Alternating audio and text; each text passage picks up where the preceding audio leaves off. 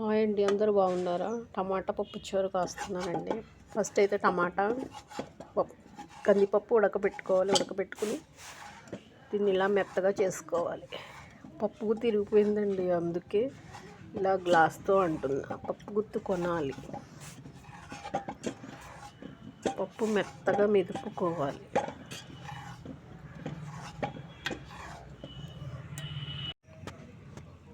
పులుపు కోసం చింతపండు రసం వేసుకోవాలండి.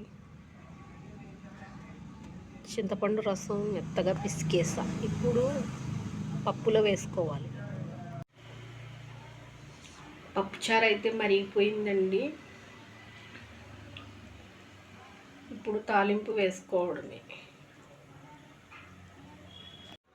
తాలింపుకి పోపు దినుసులండి.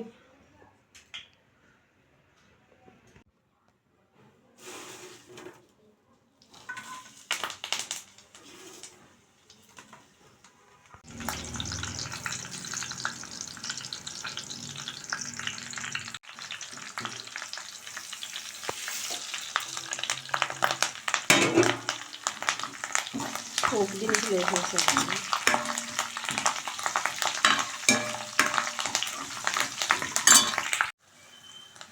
పోపులో ఉప్పు పసుపు వేస్తే టేస్ట్ బాగుంటుందండి. ఉప్పు పసుపు వేసాను. ఇంగువ వేస్తున్నానండి.